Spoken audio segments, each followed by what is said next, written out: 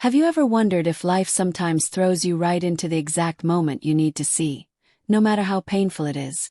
That one random encounter that shatters every illusion and forces you to face the truth you've been avoiding. Let me take you back to the night everything changed for me. For weeks, I had been craving an escape. The weight of daily life had become unbearable. Long hours at the office, endless responsibilities at home, and a growing sense of emotional fatigue from constantly trying to hold everything together. My husband, Marcus, had been distant for months. We weren't arguing, but the warmth between us had vanished, replaced by polite conversations and empty gestures. So, when my friend suggested a girls' night out, a fancy dinner at this new Italian bistro that had just opened downtown, I immediately agreed. I needed laughter, wine, and a night of freedom. I didn't bother going into much detail with Marcus. When he casually asked what my plans were, I simply said, "Heading out with the girls tonight." He gave a half-hearted nod, eyes still glued to his phone. That was it. No questions, no concern. I told myself I wasn't hiding anything. I just didn't feel like explaining every little thing. What harm could there be in that? That evening, the restaurant was exactly what I needed.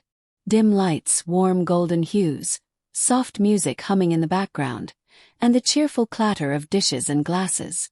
My friends and I slid into a cozy booth and soon found ourselves lost in chatter and laughter. For the first time in ages, I felt light, unburdened, almost like the old me again. About halfway through the evening, I excused myself to freshen up. As I walked back toward the table, my heart stopped cold. There he was, Marcus, sitting at a table across the room. His back partially turned, but unmistakably him. He wasn't alone.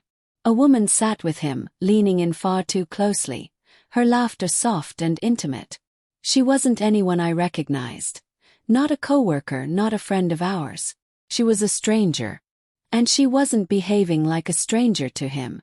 I froze, half hidden by a large pillar, unable to tear my eyes away. She reached across the table, her fingertips lightly brushing his hand as she smiled. He didn't pull away. In fact, he seemed at ease, more engaged than I'd seen him with me in months. My stomach twisted into knots. I felt the sting of betrayal, but then a brutal thought crept in. He hadn't lied. I had told him vaguely that I was out with friends. I hadn't exactly been transparent either.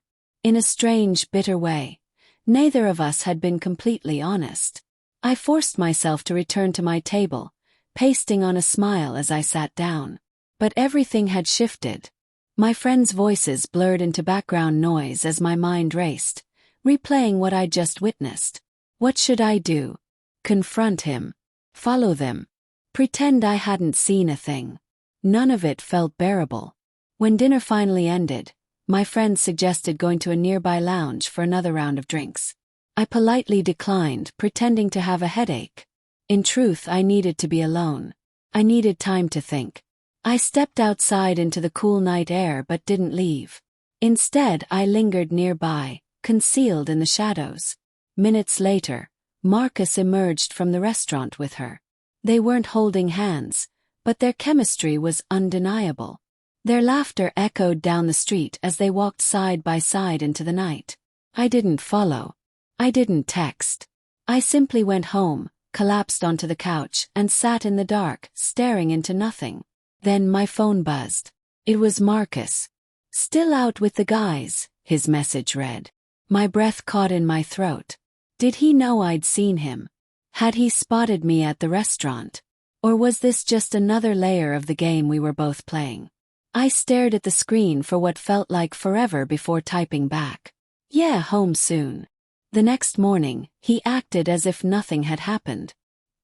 He kissed my forehead, brewed my coffee, and asked how my night was. I smiled and lied again, saying it was great. He simply nodded, scrolling through the news on his phone like it was any other day. But something had broken inside me. From that day forward, I started watching him closely. His routines, his sudden late nights, the way he guarded his phone. I hated myself for snooping. But trust, it was gone. Eventually, I found what I feared most. A second phone, secret late-night texts, calls to someone named Isla. She wasn't just some random dinner companion. She was important to him.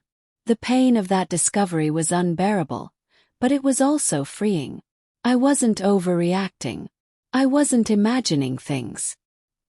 He had left our marriage long before I realized it. When I finally confronted him, he didn't deny anything. He just let out a tired sigh and said quietly, "We've both been pretending for too long, haven't we?" I wanted to scream, to rage, to throw things, but instead I just nodded. That same night, he packed a bag and left.